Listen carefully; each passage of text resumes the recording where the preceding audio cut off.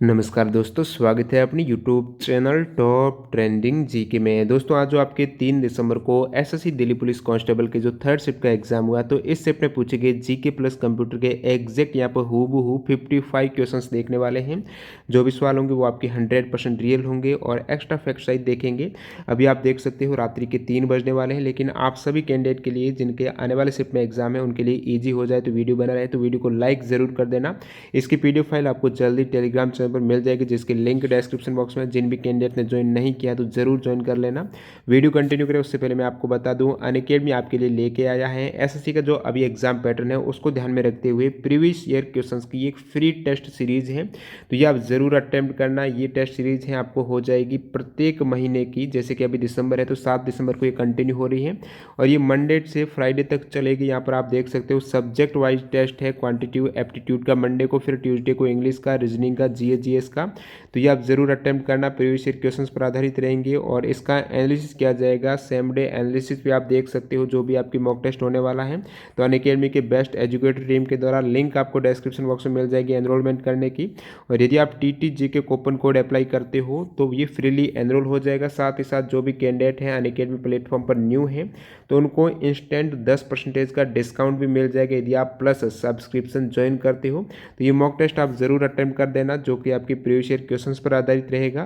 तो चलिए यहाँ पर कंटिन्यू कर देते हैं। आपके जो थर्ड सेट में पूछे गए जीके और कंप्यूटर के क्वेश्चन है उन सभी का एक्स्ट्रा फैक्ट सहित क्या आंसर होने वाला है। बाकी जिन भी कैंडिडेट ने सवाल व्हाट्सएप या फिर टेलीग्राम पर सेंड किए बहुत बहुत धन्यवाद। उसमें आपके अनुराग कुर्मी है, हिम्मू है, प्रकाश चौहान है, नरेंद्र कुमार प्रजापत है, महावीर सुंदा है, हर्षपाल है, सुमित मीणा है, प्रदीप ठाकुर और धजवीर तोमर है, राहुल सैनी, विश्वजीत पत्रा है और हवा सिंह चौधरी। तो इन सभी कैंडिडेट ने ये सवाल सेंड किए, तो बहुत बहुत धन्यवाद। नीचे क्वेश्चन नेम मिस भी हैं, तो वनराज ठाकुर हैं, शिव सिंह मीणा है, प्रवीण कुमार, इन्होंने व्हाट्सएप पे किए थे। तो यहाँ पर देख लेते हैं आपके सामने पहला सवाल। देखिए करंट अफेयर्स का सवाल है, आईआरसीटीसी वेबसाइट पर तत्काल टिकट बुकिंग के लिए विकसित अवैध सॉफ्टवेयर कौन सा जिन पर हाल ही में रोक लगाई गई है। तो आईआरसीटीसी पर जो तत्काल टिकट बुकिंग होती है तो उस पर बहुत से अवैध सॉफ्टवेयर है जो तुरंत ओटीपी बाईपास करके बुक कर देते हैं, तो उन पर हाल ही में एक सॉफ्टवेयर पर रोक लगाई गई है। वो सॉफ्टवेयर है रियल मैंगो सॉफ्टवेयर, हो जाएगा इसका करेक्ट आंसर। तो काफ़ी टफ सवाल था ये। अगला सवाल देखिए, प्रधानमंत्री ने स्थानीय समुदाय को गंगा नदी और उसके तट पर आर्थिक गतिविधियों पर ध्यान केंद्रित करने हेतु कौन सी योजना लॉन्च की है। तो ये है अर्थ गंगा प्रोजेक्ट योजना है जो कि नरेंद्र मोदी ने ये कानपुर में लॉन्च की थी। स्थानीय समुदाय को गंगा नदी और उसके तट पर आर्थिक गतिविधियों पर ध्यान केंद्रित करने हेतु जो प्रोजेक्ट अर्थ गंगा है, इसके अंतर्गत विभिन्न आर्थिक गतिविधियों जैसे राष्ट्रीय राजमार्ग 1 है वहाँ पे ये संचालित की जाएगी और इस प्रोजेक्ट के माध्यम से अगले 5 वर्षों में 1000 करोड़ रुपए से अधिक का आर्थिक लाभ होने वाला है। अगला सवाल देखिए, FIH women India hockey team की जो रैंकिंग है वो क्या है। तो वुमेन इंडिया हॉकी टीम की जो रैंकिंग 2020 में है वो 9th रैंकिंग है, फर्स्ट नीदरलैंड की है। मैं बात करूं मेंस हॉकी रैंकिंग में 5वीं रैंक है मेंस हॉकी टीम की एफआईएस में और फर्स्ट है बेल्जियम की। अब देख लेते हैं अपन 2018 का जो वुमेन और मेंस का हॉकी वर्ल्ड कप हुआ है तो उसमें टीम इंडिया की क्या रैंक रही थी। तो टीम इंडिया की रही थी 8वीं रैंक रही थी वुमेन हॉकी टीम की 2018 का जो वर्ल्ड कप हुआ था। और 2022 में नेक्स्ट वुमेन जो एफआईएच हॉकी वर्ल्ड कप है वो स्पेन नीदरलैंड में होने वाला है, ये इंग्लैंड में था। तो फर्स्ट रैंक नीदरलैंड की, सेकंड आयरलैंड की, थर्ड स्पेन की रही है वुमेन की। और बात करूँ मैं 2018 का मेंस हॉकी वर्ल्ड कप जो इंडिया में हुआ था भुवनेश्वर में मेंस वाला, तो इसमें भारत की रैंक 6ठी रही थी, फर्स्ट बेल्जियम, सेकंड नीदरलैंड की। अगला सवाल देखिए, सिल्वर का सिंबल आपको पूछा है तो सिल्वर का हो जाएगा एजी और इसका एटॉमिक नंबर कितना है सिल्वर का, वो है 47। नेक्स्ट वन देखिए, पार्सेक किसकी इकाई है। तो पार्सेक हो जाएगी यहाँ पर दूरी की इकाई है। जो खगोलीय दूरी रहती है लार्ज डिस्टेंस वाली उनको मेजरमेंट करने के लिए पार्सेक एक यूनिट हो जाएगी। दूरी की लेंथ की हो जाएगी, लंबाई की इकाई हो जाएगी। और एक पार्सेक में कितने हैं, देखिए लाइट वर्ष है, एयू हो जाएगा, लाइट ईयर है, ये सभी दूरी की इकाई हैं। और पार्सेक सबसे बड़ी खगोलीय यूनिट हो जाएगी डिस्टेंस की, लंबाई मापने की। और एक पार्सेक में 3.26 लाइट ईयर हो जाते हैं। या फिर मैं बात करूं एक पार्सेक में कितने मीटर होते हैं, एग्जाम में पूछा हुआ सवाल है, तो 3.08 × 10⁻16 मीटर होते हैं। और एक लाइट ईयर में 9.46 × 10⁻15 मीटर। दक्षिण अमेरिका में कौन सा पर्वत है, ये 4 ऑप्शन दिए गए थे, तो इसमें एंडीज हो जाएगा। एंडीज है माउंटेन जो साउथ अमेरिका में है, और ये आपके साउथ अमेरिका में जो एंडीज माउंटेन है लॉन्गेस्ट माउंटेन रेंज हो जाएगी वर्ल्ड की। बाकी आपके ऑप्शन में एल्पस भी था, तो एल्पस है यूरोप में, दक्षिण अमेरिका में नहीं है। रॉकी कहाँ पर है, तो रॉकी है नॉर्थ अमेरिका में, यहाँ पर दक्षिण अमेरिका का पूछा था। ग्रेट डिवाइडिंग है, ये है ऑस्ट्रेलिया में। अगले सवाल की ओर बढ़ते हैं। निम्न में से असंगत को चुनो, तो असंगत ये आपके स्टेडियम कौन से राज्य में है, तो इसमें आपके था बेरबॉर्न स्टेडियम है, हिमाचल प्रदेश दे रखा था, जो कि असंगत हो जाएगा क्योंकि ये जो बेरबॉर्न स्टेडियम है ये मुंबई महाराष्ट्र में है। बाकी बाराबती ओडिशा कटक में, ईडन गार्डन पश्चिम बंगाल, कटक स्टेडियम ओडिशा में, ये सभी सही सम्मिलित थे। 2.5 दिन का झोंपड़ा, जो 2.5 दिन का झोंपड़ा वो कहाँ पर है, अजमेर राजस्थान में है, और ये पहले एक संस्कृत विद्यालय का हुआ करता था, और उसको तोड़कर कुतुबुद्दीन ऐबक ने 2.5 दिन का झोंपड़ा बनाया था। 1194 में इसका निर्माण हुआ था, अजमेर राजस्थान में है। शुंग राजवंश के संस्थापक कौन है, तो शुंग राजवंश की बात करें तो पुष्यमित्र शुंग इस राजवंश के प्रथम शासक थे, और इनका शासन उत्तर भारत में 187 ईसा पूर्व से 75 ईसा पूर्व तक यानी 112 वर्षों तक रहा है। तो पुष्यमित्र शुंग है शुंग राजवंश के प्रथम शासक या संस्थापक। एक आपके मैचिंग का सवाल था, मैच द फॉलोइंग, जिसमें ये करेक्ट था, जो हरमिंदर साहिब है ये पंजाब में स्थित है, करेक्ट हो जाएगा, क्योंकि आपको पता होना चाहिए जो गोल्डन टेम्पल है उसको हरमिंदर साहिब बोला जाता है, ये अमृतसर पंजाब में स्थित है। अगला सवाल, राष्ट्रमंडल खेल जो कॉमनवेल्थ गेम हुए 2018 में, उसमें जेवलिन थ्रो में गोल्ड मेडल किस भारतीय खिलाड़ी ने जीता है, तो नीरज चोपड़ा हो जाएगा। जेवलिन थ्रो में गोल्ड मेडल जीतने वाले कॉमनवेल्थ गेम में 2018 में वो नीरज चोपड़ा हैं। और कॉमनवेल्थ गेम 2018 में भारत की जो रैंक रही थी वो तीसरी थी, गोल्ड 26 थे, सिल्वर 20, ब्रॉन्ज 20 यानी 66 मेडल थे। ये गोल्ड कोस्ट ऑस्ट्रेलिया में हुआ था। नेक्स्ट आप कमेंट करके बताइए 2022 में कॉमनवेल्थ गेम कहाँ पर होने वाला, जरूर कमेंट करना। दिल्ली में लोकसभा सीट कितनी है, तो ये दिल्ली का एग्जाम है कांस्टेबल पुलिस का, तो 7 आपको पता होना चाहिए। बाकी आप जो भी यूटी है उसमें एक एक लोकसभा सीट है। अगला सवाल देखिए यहाँ पर, ए पैसेज टू इंडिया पुस्तक के ऑथर कौन है, तो ए पैसेज टू इंडिया पुस्तक के ऑथर कौन है, तो EM Forster. Next one, Gujarat राज्य में निम्न में से कौन सा स्थान हड़प्पा से संबंधित नहीं है, तो ऑप्शन कौन से थे पता नहीं, बाकी मैं आपको बता देता हूँ कौन से स्थल हड़प्पा सभ्यता के हैं, गुजरात में है, जो कि तो लोथल गुजरात में, धौलवीरा और सुरकोटड़ा, रंगपुर, ये चारों स्थल हैं हड़प्पा सभ्यता के हैं, गुजरात राज्य में है। मंडू का शब्द नाम किस नृत्य में आता है, तो मंडू का जो शब्दाम है ये नृत्य है कुचिपुड़ी, जो कि आंध्र प्रदेश का नृत्य हो जाएगा, उसमें ये टर्म आता है मंडू का शब्दाम। और कुचिपुड़ी में यहाँ पर बाल गोपाला तिरंगा है, ये भी इसमें आता है। अगला सवाल देखिए यहाँ पर, टोडा जनजाति के दौरान नीलगिरी में मनाया जाने वाला प्रसिद्ध उत्सव कौन सा है, तो वो हो जाएगा आपके मोडवेत हो जाएगा। टोडा जनजाति के द्वारा जो नीलगिरी में मनाया जाने वाला प्रसिद्ध फेस्टिवल है वो है मोडवेत, आपको याद में रखना है। और नीलगिरी का ये प्रसिद्ध नृत्य हो जाएगा। और बाकी में नीलगिरी का ये तो आपके उत्सव हो गए, और नीलगिरी का प्रसिद्ध नृत्य कौन सा है, वो है बाडागा डांस। विधवा पुनर्विवाह अधिनियम कब लागू हुआ है, तो विधवा पुनर्विवाह अधिनियम है, कानून है 1856 को बना था, ये आपके लागू हुआ था 26 जुलाई 1856 को। और ये ड्राफ्ट किया था लॉर्ड डलहौजी ने और पास किया था लॉर्ड कैनिंग ने। अगला सवाल देखिए, कौन सी फसल काली मिट्टी के लिए उपयुक्त है, रिपीटेड इजी सवाल, कपास हो जाएगा। लंबी चोंच वाला गिद्ध अगस्त 2020 में किस सूची में रखा गया है, तो अगस्त 2020 तक की स्थिति के अकॉर्डिंग जो लंबी चोंच वाला गिद्ध है वो IUCN की जो लिस्ट 3.1 है, जो गंभीर विलुप्तप्राय लिस्ट है, उसमें ये रखा गया है। अंगूर में कौन सा एसिड होता है, स्टूडेंट बता रहे हैं कि टार्ट्रिक नहीं था, तो मैलिक करेक्ट हो जाएगा। दो प्रिंसिपल जो मुख्य रूप से मैलिक और टार्ट्रिक होते हैं ग्रेप्स में। मूत्र किडनी से मूत्राशय तक किस में जाता है, जो मूत्र है वो किडनी से मूत्राशय तक जाता है मूत्र वाहिनी के द्वारा। क्या है, मूत्र वाहिनी। पौधों में पानी का परिवहन कैसे होता है, तो जाइलम उत्तक के द्वारा पौधों में परिवहन होता है पानी का। किस अनुच्छेद में यूनियन बजट का उल्लेख वार्षिक वित्तीय विवरण के रूप में है, तो वार्षिक वित्तीय विवरण के रूप में जो यूनियन बजट का उल्लेख है वो आर्टिकल 112 में वर्णित है। कौन सा आर्टिकल, 112, इसमें है वित्तीय जो बजट यूनियन बजट है उसका उल्लेख है वार्षिक वित्तीय विवरण के रूप में। राष्ट्रपति का कौन सा शक्ति या फिर कार्य नहीं है, तो राष्ट्रपति की जो शक्तियां हैं वो मैं आपको सभी बता देता हूं। एग्जीक्यूटिव पावर रहती है, कार्यकारी शक्तियां हैं जो विधायी शक्तियां भी हैं, वित्तीय शक्तियां हैं, न्यायिक शक्तियां हैं, सैन्य शक्तियां भी हैं, आपातकालीन शक्तियां हैं। राष्ट्रपति की जो समाधान की शक्ति है वो भी वीटो पावर हो जाएगा। बाकी अनुच्छेद 123 के अंतर्गत अध्यादेश जारी करने की भी शक्ति है, तो ये सभी राष्ट्रपति की शक्तियां कार्य हो जाएगा। इसके अतिरिक्त जो भी था करेक्ट होना चाहिए, बाकी आप कमेंट करके बता देना जिनका भी थर्ड शिफ्ट में था। एफसीआई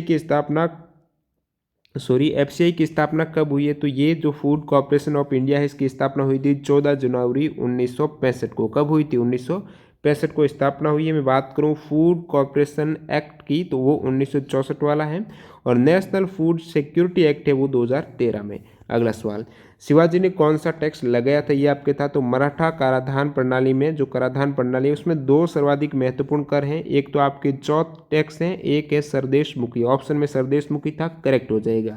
बाकी एक कैंडिडेट ने कमेंट करके बताया कि शेरशाह सूरी के समय राजस्व एकत्र करने की कौन सी पद्धति चल रही थी। आप कमेंट करके बताना ये क्या दोनों अलग अलग सवाल थे या फिर ये एक ही शिवाजी वाला पूछा गया था। मैं शेरशाह सूरी की बात करूं तो उस समय जो लगान व्यवस्था मुख्य रूप से रेतवाड़ी थी, और अकबर के वक्त जो राजा टोडरमल ने राजस्व एकत्र करने की जो जब व्यवस्था थी उसका नाम था देहशाला व्यवस्था थी, और शेरशाह ने लगान निर्धारण के लिए 3 प्रकार की प्रणालियां ये अपनाई थी। अगला सवाल देखिए, मुस्लिम लीग ने मुक्ति दिवस कब मनाया था। तो मुस्लिम लीग ने जो मुक्ति दिवस मनाया था वो 22 दिसंबर 1939 को मनाया था। बाकी मैं बात करूं ऑल इंडिया मुस्लिम लीग की स्थापना कब हुई, आप कमेंट करके बताएं इनमें से कौन सा सवाल था, क्योंकि यहाँ पर दो अलग अलग स्टूडेंट ने बताया है, ये भी बताया ये भी बताया। एक सवाल होगा, आई थिंक ये पूछा होगा मुक्ति दिवस का, जैसा कि कंफर्म हुआ मेरे को। बाकी आप बता देना कमेंट करके। ऑल इंडिया मुस्लिम लीग की स्थापना कब हुई थी, तो इसकी स्थापना 30 दिसंबर 1906 को हुई थी, ढाका बांग्लादेश में हुई थी, और जिसमें प्रमुख रूप से स्थापना की थी ख्वाजा सलीमुल्लाह, आगा खां और मोहम्मद अली जिन्ना के द्वारा। और उसके बाद इसका नाम मुस्लिम लीग पड़ा था। 1947 में मुस्लिम लीग की स्थापना हुई थी 17 दिसंबर को। नेक्स्ट वन देखिए, यहाँ पर UNCITRAL की फुल फॉर्म आपको पूछिए तो United Nations commission on international trade law, और ये इसकी फुल फॉर्म हो जाएगी, जिसकी ये जो UNCITRAL है इसका फॉर्मेशन 1966 में हुआ है, हेडक्वार्टर वियना ऑस्ट्रिया में। किस चार्टर एक्ट के तहत बंगाल की गवर्नर जनरल को भारत का गवर्नर जनरल कहा जाने लगा, तो ये चार्टर अधिनियम है 1833 वाला। इसके तहत बंगाल का जो गवर्नर जनरल था वो पद हो गया भारत का गवर्नर जनरल। नेक्स्ट वन देखिए, यहाँ पर MS वर्ड में वर्ड की डिफॉल्ट अधिकतम साइज कितनी होती है, तो डिफॉल्ट अधिकतम साइज है वो 72 होती है, लेकिन आप मैन्युअली उसको कर सकते हो 1638 तक आप उसको मैन्युअली फॉन्ट साइज है वो बढ़ा सकते हो। बाकी डिफ़ॉल्ट रहती है 72, डिफ़ॉल्ट में मिनिमम रहती है वो 8 की रहती है, और बाकी यहाँ पर ये 1 से लेकर 1638 तक इसकी मैन्युअली कर सकते हो। यूनेस्को में मानवता के अमूर्त सांस्कृतिक विरासत की लिस्ट में क्या नहीं है, ये दो ऑप्शन स्टूडेंट बता रहे हैं, रामायण है और योगा था। बाकी यहाँ पर क्या ऑप्शन थे बता देना, दोनों ही इसमें सम्मिलित हैं। जो अमूर्त यूनेस्को ने मानवता के अमूर्त सांस्कृतिक विरासत में भारत के 13 अमूर्त सांस्कृतिक विरासतें हैं, और भारत की मूर्त कितनी है 38, तो मूर्त विरासत है यूनेस्को में, 13 अमूर्त हैं। मूर्त में भी यहाँ पर 30 सांस्कृतिक, 7 प्राकृतिक, 1 मिक्स्ड है। सवाल पूछा हुआ SSC के द्वारा मिक्स्ड कितनी है, तो वो 1 है। और बाकी मैं अमूर्त की बात करूँ जो टोटल 13 है वो आप देख लीजिए, तो उसमें आपकी वैदिक जप की परंपरा है, रामलीला है, रामायण हो जाएगी, और कुडियाट्टम जो कुडियाट्टम नृत्य है केरल का सांस्कृतिक नाट्य है वो भी उसमें है। रामामन गढ़वाल हिमालय के धार्मिक त्यौहार और धार्मिक अनुष्ठान है। ऑप्शन में आपके ये रामामन था शायद, तो दोनों ही हो जाएगा, तो राममन भी हो जाएगा, रामायण भी है इसमें। केरल का क्रमकाठ्य नाट्य मुडियाट भी है, और कुडियाट्टम भी हो जाएगा इसमें। कालबेलिया नृत्य राजस्थान का छऊ डांस भी है। और बाकी बात करूँ लद्दाख का बौद्ध जप है वो भी इसमें आपके अमूर्त में आ जाएगा। नेक्स्ट मणिपुर का संकीर्तन है, और पंजाब की ठट्ठेरों के द्वारा बनाए जाने वाले पीतल और तांबे के बर्तन भी इसमें है। योग हो जाएगा, नया जोड़ा हुआ है। नवरोज है, कुंभ मेला है, ये सभी अमूर्त में है 13, तो जरूर याद रखना। अगला सवाल देखिए, थालीनोमिक्स किस आर्थिक सर्वेक्षण में शामिल किया गया है, रिपीटेड सवाल है, तो आर्थिक सर्वेक्षण हो जाएगा 2019-20 का। इसमें शामिल थालीनोमिक्स टर्म है आर्थिक सर्वेक्षण 2019-20 में। भारत के पहले फील्ड मार्शल कौन थे, तो ये हो जाएगा आपके सबसे प्रथम जो फील्ड मार्शल हैं वो हैं सैम मानेकशॉ हैं। उसके बाद जो सेकंड हैं वो थे आपकी कोडेंद्रा M कार्यप्पा हैं, और ये हुए थे आपकी 15 जनवरी 1986 को। सैम मानेकशॉ की बात करें तो प्रथम फील्ड मार्शल हैं 1 जनवरी 1973 से, और ये जो रैंक रहती है 5 स्टार की जनरल ऑफिसर रैंक रहती है, हाईएस्ट यहाँ पर रैंक रहेगी इंडियन आर्मी में इसकी। अगला सवाल देखिए, उत्तरी गोलार्ध में कौन से महीने में ग्रीष्म संक्रांति मनाई जाती है? तो जून महीने में मनाई जाती है। उत्तरी गोलार्ध में जो ग्रीष्म संक्रांति है वो जून मंथ में मनाई जाती है। पौधों के द्वारा अनावश्यक जल को वाष्प के रूप में बाहर निकालने की क्रिया यानी आपकी वाष्पोत्सर्जन की परिभाषा पूछी थी और ये रंध्रों के द्वारा होती है। अगला सवाल, आरबीआई की कौन सी सूची में वाणिज्यिक बैंक है? जो कमर्शियल बैंक है वो सेकेंड शेड्यूल में है। रिजर्व बैंक ऑफ इंडिया के एक्ट 1934 के तहत सेकेंड शेड्यूल है, उसके अंदर आ जाएगी आपकी कमर्शियल बैंक है। और इस सेकेंड शेड्यूल में जो शेड्यूल्ड बैंक है उसके अंतर्गत ये भी है, एक तो आपकी कमर्शियल बैंक आ जाएगी शेड्यूल्ड बैंक में और सेकंड कोऑपरेटिव बैंक है, दोनों ही इस सेकेंड शेड्यूल में। शेयर मार्केट में पैसा लगाने के लिए कौन सा खाता खुलवाना होता है? तो एक तो आपके ब्रोकर होता है, तो ब्रोकर के वहाँ आपको डीमैट अकाउंट है वो खुलवाना रहेगा, फिर ब्रोकर है उसको एनएससी और बीएसई में लिस्ट कर देगा। तो ये डीमैट अकाउंट खुलाना होगा आपके ट्रेडिंग करने के लिए शेयर मार्केट में। अगला सवाल देखिए, शास्त्रीय संगीत में गायन का द्वितीय भाग क्या कहलाता? कमेंट करके बता देना किस प्रकार से एग्जैक्ट उसमें ऑप्शन क्या थे वो भी। नदी जिस जगह समुद्र में विलीन होती है उस जगह को क्या कहते हैं? तो ये बोला जाता है मुहाना। क्या बोला जाता है? मुहाना बोला जाता है जहाँ पर नदी है वो समुद्र में विलीन होती है, यानी आपकी ये नदी वाला हो गया, ठीक है।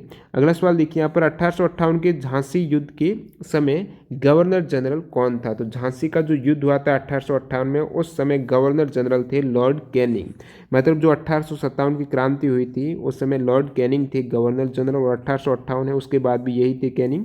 और ये जो आपकी मैं झांसी की रानी लक्ष्मीबाई की बात करूँ, यहाँ से अब की बार दिल्ली पुलिस में पूछा हुआ सवाल एक तो ये है, उनके जीवन संगी का नाम, हस्बैंड का नाम क्या था? वो था गंगाधर राव नेवलाकर है। और इनके 18 जून 1858 को ग्वालियर के पास कोटा के सराय में ब्रिटानी सेना से लड़ते समय लक्ष्मीबाई की तलवार की यहाँ पर धार से उनकी मृत्यु हो गई थी। अगला सवाल देखिए, सिर पर तलवार का वार हुआ था। अगला सवाल यहाँ पर, अंडमान और निकोबार द्वीप समूह तथा लक्षद्वीप को IUCN के द्वारा मिशन बलू के अंतर्गत 2013 में कौन से रूप में नामित किया गया? तो होप स्पोर्ट रूप में नामित किया गया है। तो एग्जैक्ट यहाँ पर किस टाइप से सवाल पूछा गया था, थोड़ा इस सवाल में डाउट हो सकता है क्योंकि 2013 का था या फिर अभी करंट से सवाल ये पूछा गया था अंडमान निकोबार को इसका होप स्पोर्ट में, तो ये 2013 में नामित किया गया था। कौन पैरा एथलीट है? तो दीपा मलिक हो जाएगा वहाँ पर ऑप्शन में। कौन पैरा एथलीट है? दीपा मलिक करेक्ट हो जाएगा, जो कि पैरा ओलंपिक गेम में उन्होंने सिल्वर मेडल जीता था 2016 के समर पैरा ओलंपिक में। शॉर्ट पुट की है ये प्लेयर। नेक्स्ट वन देखिए यहाँ पर, मध्यकालीन भारत में ब्रह्मादेय का मतलब क्या है? तो ब्रह्मादेय का मतलब है ब्राह्मणों को भूमि अनुदान में मिले खेत है वो ब्रह्मादेय हो जाएगा। भारतीय संविधान में कितने प्रकार की निधि है? तो टोटल 3 निधि है, संचित निधि, लोक निधि, आकस्मिक निधि। तो भारतीय संविधान में ये 3 निधियां हैं जिसमें 266 में राज्यों में संचित और लोक लेखा वाली ये निधि हो जाएगी लोक निधि। ये तो 266 में है, आर्टिकल 267 में है आकस्मिकता की निधि जो फंड है। अगला सवाल देखिए, मदन महल पहाड़ी कहाँ पर है? क्या ये सवाल पूछा गया था? एग्जैक्ट इस टाइप से था, कैंडिडेट ने बताया मदन पहाड़ी कहाँ पर है, तो यही होगा मदन महल वाला जो जबलपुर MP में है। नेक्स्ट वन देखिए, MS एक्सेल में, अब देखिए कंप्यूटर के सवाल यहाँ पर, MS एक्सेल में पंक्ति 7 कॉलम 10 का निरूपण कैसे करेंगे? तो सबसे पहले क्या आएगा? कॉलम आता है, कॉलम 10 का मतलब क्या हो गया? वो J वाला हो जाएगा, अल्फाबेट होता है कॉलम में, और उसके बाद पंक्ति 7 है तो आप कह सकते हो J7 हो जाएगा ये सेल। नेक्स्ट वन देखिए, MS वर्ड में कंट्रोल और O का क्या कार्य रहता है? तो कंट्रोल और O मतलब ये जो शॉर्टकट की है कंट्रोल O की, ये ओपन द डायलॉग बॉक्स और page for selecting a file to open. आप MS वर्ड में कोई भी डॉक्यूमेंट फाइल ओपन करना चाहते हो जो पहले से ही सेव है ऑलरेडी आपकी सिस्टम में फाइल मैनेजर में, तो उसको ओपन करने के लिए कंट्रोल O, और न्यू ब्लैंक डॉक्यूमेंट इंसर्ट करने के लिए कंट्रोल N होता है। अगला सवाल एग्जैक्ट आपके इस टाइप से सवाल पूछा गया था, ये ब्लैंक दी गई थी, represent standard set of expression in email है। क्या ऑप्शन दिए गए थे? बाकी ये कुछ रेगुलर एक्सप्रेशन होते हैं ईमेल के @ वगैरह। अगला सवाल, एक्सेल में सम जो ये फॉर्मूला जो प्रत्येक शिफ्ट में पूछा जा रहा है और इस शिफ्ट में ये फॉर्मूला पूछा गया है सम का, तो सम का मतलब जो इसमें आप करेंगे संक्रिया उनको ऐड करना है, जैसे कि 4 की घात 3 कर दिया, फिर 2-2/2, तो 4 की घात 3 कितनी हो जाएगी, ये हो जाएगी आप कहेंगे 64 है। उसके बाद आपको सम करना है 64 को किसके साथ में, यहाँ पर ये कॉमा आ गया, मतलब ये वाली अलग ऑपरेशन, ये वाला अलग ऑपरेशन होगा। तो 2-2/2 है, सिंपली बोर्ड मास नियम से 2-2/2 आप कह सकते हो, 2-1 यानी 1 हो जाएगा। अब इनको सम करना है 64 और 1 को सम कर दीजिए ऐड, यानी 65 हो जाएगा। नेक्स्ट वन, आईपी की फुल फॉर्म है, मैंने बताया प्रत्येक शिफ्ट में आईपी से फुल फॉर्म आ रही है प्रोटोकॉल से, तो उसका मैंने एक पूरी पीडीएफ मतलब जितने भी फुल फॉर्म है आईपी की वो डाल दी है टेलीग्राम चैनल पर, देख जरूर लेना। इंटरनेट प्रोटोकॉल ये सिंपल था आपकी, लेकिन उसमें जो स्टूडेंट बता रहे हैं अल्फ़ाबेटिकली घुमा रहे थे, स्पेलिंग में मिस्टेक की जा रही थी। इसमें वर्कशीट में मिड सेल पर कर्सर रखकर शिफ्ट प्लस टैब कुंजी से कर्सर में क्या मूवमेंट होने वाला है। तो वर्कशीट में जैसे कि ये आपकी वर्कशीट है, ये आपकी सेल 1 2 3, अभी आप मिड सेल में हो, यदि शिफ्ट और टैब आप एंटर करेंगे तो आप क्या लेफ्ट सेल में मूव हो जाएंगे। वैसे मैं टैब की बात करूं तो ये राइट सेल में राइट साइड में एक ही पंक्ति में मूवमेंट करने के लिए शिफ्ट प्लस सिर्फ टैब की है, बाकी शिफ्ट के साथ टैब करेंगे तो वापस उल्टा आप हो जाएंगे लेफ्ट साइड में। टैब तो राइट में होती है सेल में, बाकी शिफ्ट याद यदि कर देंगे तो लेफ्ट साइड में। इसी प्रकार यहाँ पर कॉलम का भी आपको याद में रखना है। कॉलम में क्या होता है, यदि आप एंटर की प्रेस करते हो तो क्या है, नीचे वाली पंक्ति की सेल में आ जाते हो, लेकिन जैसे कि आपकी ये 3 हो गई, ये कॉलम है और बीच में हो, यदि आप एंटर करेंगे तो नीचे वाले में आ जाएंगे, लेकिन यदि शिफ्ट और एंटर करेंगे तो वापस आप ऊपर वाले में चले जाएंगे। ये भी आपको याद रखना है। एमएस वर्ड में अल्ट प्लस टैब का कार्य क्या हो जाएगा, तो ये स्विच करता है ऑल एप्लीकेशन, जितने भी टास्क बार में एप्लीकेशन ओपन है, एक एप्लीकेशन से दूसरे एप्लीकेशन में स्विच होने के लिए ये alt tab combination. Zoom change to default to in Chrome shortcut key, तो ये क्या एग्जैक्ट सवाल था, आप कमेंट करके बताना। बाकी मैं बात करूँ क्रोम में या फिर किसी भी पेज को जूम करने के लिए, क्रोम ब्राउज में पेज को जूम करने के लिए आप क्या करेंगे, एक तो जूम आउट होता है, एक जूम इन होता है। तो जूम आउट के लिए आप कंट्रोल के साथ माइनस करेंगे और जूम इन के लिए कंट्रोल के साथ प्लस करेंगे। बाई डिफ़ॉल्ट साइज कितनी होती है जूम की क्रोम में, वो होती है 100%। एमएस एक्सेल में सेल के अंदर लाइन बनाने की शॉर्टकट कुंजी आपको पूछी है, जैसे कि एमएस एक्सेल है, ये आपकी एक सेल है, तो इसको यदि आप बड़ा करना चाहते हो, लाइन बनाना चाहते हो, तो लाइन ब्रेक के लिए अल्ट प्लस एंटर हो जाएगी, लाइन ब्रेक है। तो जैसे कि ये आपकी पूरी रो है, इसको थोड़ा आप बढ़ाना चाहते हो तो लाइन प्लस एंटर कीजिए तो वो बड़ी हो जाएगी थी, इसमें alt plus enter, okay, alt की साथ में एंटर से insert a line break in the cell हो जाएगी। ये आपके पूछा था। एमएस वर्ड में वर्ड की डिफ़ॉल्ट साइज कितनी होती है, डिफ़ॉल्ट अधिकतम साइज जो आप क्लिक करते हो फॉन्ट पर तो अधिकतम आपको 72 दिखेगा, और बाकी डिफ़ॉल्ट न्यूनतम साइज वहाँ पर 8 दिखती है। मैन्युअली आप 1 से लेकर 1638 कर सकते हो।